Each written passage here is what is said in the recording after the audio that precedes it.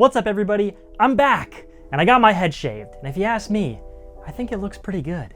I mean, who doesn't appreciate the finish of a recently shaved cylinder head? Just look at the shine on that, dude. And you can tell it's shaved because little pieces of the intake port, the bottom of the intake port there, were shaved off. It's gonna be freaking epic. And for all you guys that are wondering, yes, I have been looking forward to making that joke for the last 4 months, but hey, I wouldn't be Miata Dad if I didn't have a Miata Dad joke every now and again. But anyways, this video is gonna be about at least starting to put the engine in the red car back together. Not exactly sure how far it's gonna get or if I'm even gonna be able to fire it up in this video. You'll just have to wait to find out because I don't even know yet. And there are a couple new things you guys don't even know about going into the red car. One major one will be revealed in this video in just a few minutes, but what do you say we get the heck started?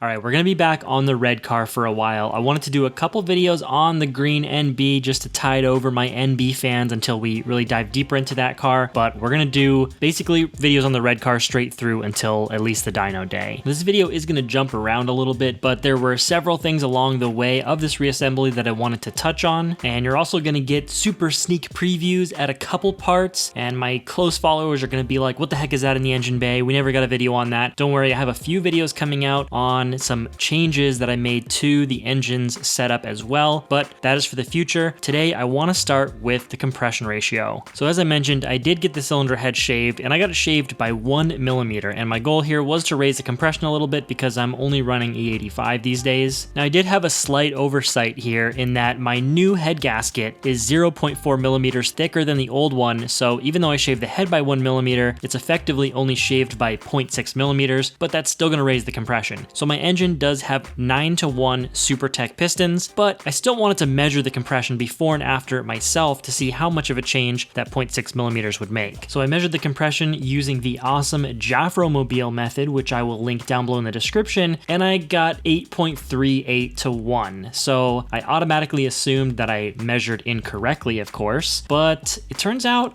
looks like I did not. See, the only way that a piston can change your compression ratio is by a different size dome or dish.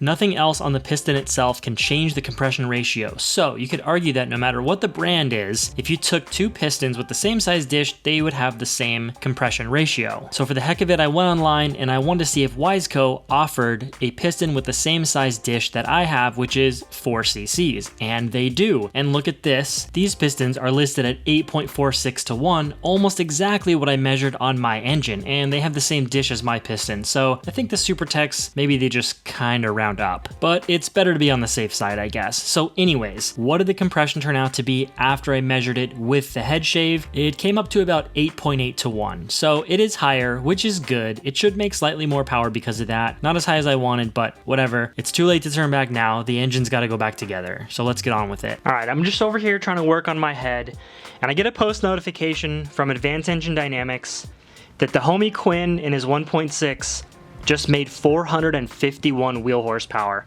on a Garrett G25 550. I will not stand for this. 420 is enough. I just need to settle down. It's just the heat of the moment thing, right? Right? I know we've been through a lot together, and I just want you to know that no matter what happens, I'm not going to abandon you. 420 is enough horsepower.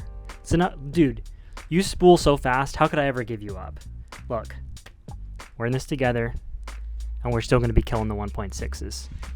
Stay strong, my guy. You're going to be spooling soon. Okay, let's get back on track here, buddy. Don't forget that you're currently making 0 wheel horsepower. So first up here is the actual reassembly of the cylinder head. Now, I've never fully assembled the valve train on a head before and put it onto a running engine, so I kind of wanted to take my time here. I started off with the valve stem seals, and then I got some very important news from inside the kitchen that we would be eating in 1 hour. So naturally, the race was on to finish the whole cylinder head in 60 minutes. So I set myself a timer and off to the races I went. Now I got off to the best start anybody could ever ask for by putting the first 4 valves into the wrong ports. So that just goes to show you, you should not rush a job like this, but I still wanted to try anyways. Naturally, I was a bit frustrated with my error, but decided to push on with the challenge, now having only 37 minutes to install 16 valves. Man, look at this. I got every single one except for one.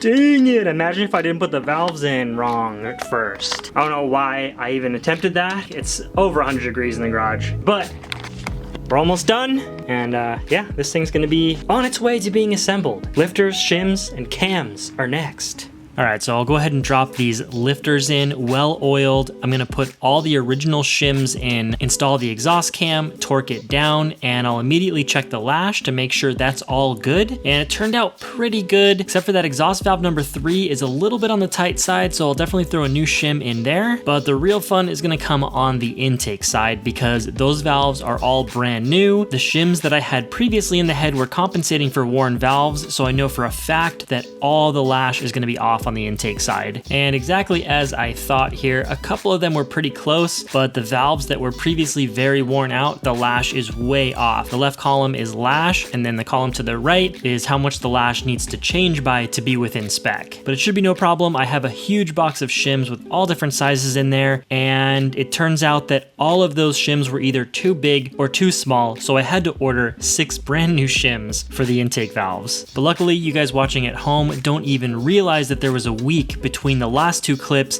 and we can just jump right back into this thing. So the new shims got the intake lash totally in spec, and we can move on. Another issue I got fixed is the exhaust stud that had pulled the threads out of the head. So you can see this is a stock stud. It's just threaded right into the aluminum, and then the previously damaged one has what's called a Timesert in it, where a larger hole is drilled, it's tapped, and then a threaded sleeve like this is put into the head, and then the original exhaust stud can be used in there. A rare problem, I know, but in case anyone had the same issue, you can use this kit, which I'll link in the description, to fix your head. Moving on, it's time to install that Vulcan ring head gasket that I spoke of before. So we're just gonna lay down the gasket part on the clean and dry block, and then just drop in these rings. They're kind of like fire rings, but you don't have to have your block machined. But supposedly, these head gaskets can take way more boost, way more power over the MLS head gasket without having issues like pressurizing the coolant system, etc. So I had to give it a try. Now make sure you triple and quadruple check the exact layout of the head gasket. Make sure it's not on upside down, backwards, any way you could install it wrong, because it takes 2 seconds to fix right now, but if you fire the car up later and it's overheating or the head is starved of oil or whatever problems you could bring by blocking a passageway, it's going to be a lot of work to fix. Now that I'm confident the head gasket has been installed correctly, I will drop on the cylinder head and torque that baby on full blast. And by full blast, I mean 77 foot-pounds specifically is how much torque I run on my engine. Okay, I did a bunch of stuff without filming, and mostly just because it's reassembly, just plugging things in, and I don't want this to be an hour-long video doing things I've done 100 times on the channel. So a brief overview, I did all the front covers, the water pump pulley and the alternator belt, turbo water feed, turbo oil feed, which is buried way down in there.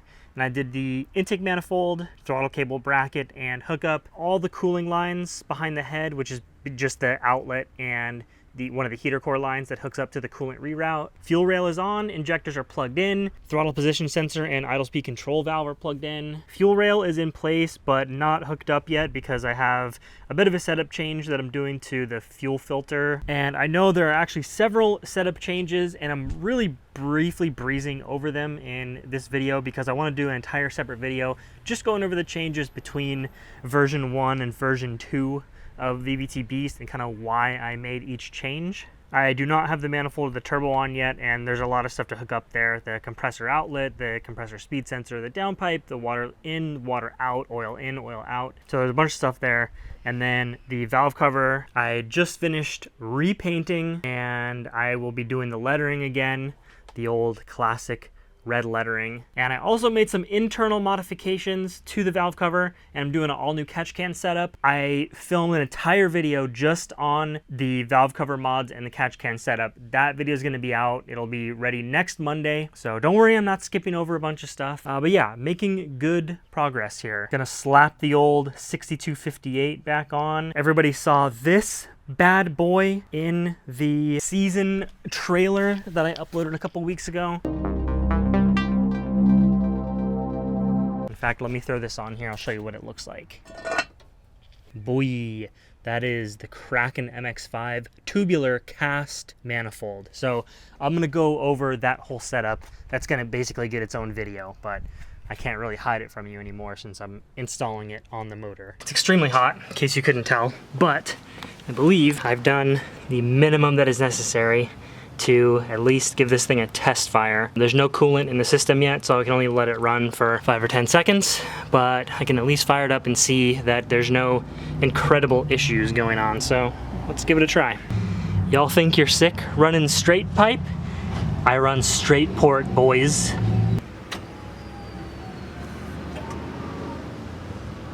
Charge up the old fuel system, make sure all the new connections, there's no leaks, got the new filter set up in there. Guess we'll give it a test fire.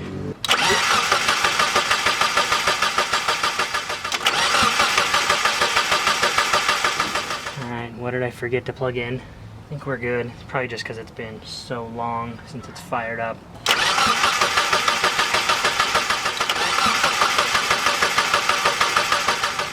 Nervous? No. I'm not nervous.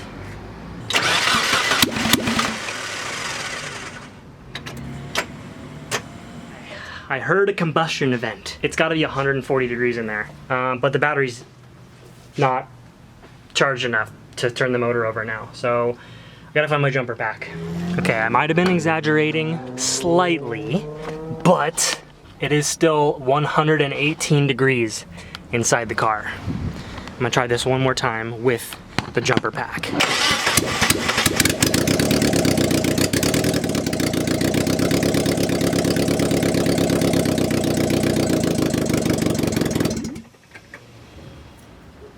Sorry, I had to cool off for a few minutes. But anyways, what a great feeling that is to put an engine back together like that. I mean, the cylinder head alone had over 100 pieces that have got to be put back into it and then put back on the car, and just to feel the success of hearing it idle for 5 seconds. Okay, obviously I have a long ways to go before it's fully running again. I gotta do the turbo system and several other things, but making good progress, and I'm excited about that. So I hope you enjoyed this video. I hope it motivates some of you to get your cars back together and get them running. If you did like this video, don't forget to smash that like button, and I will see you on the next Miata Monday.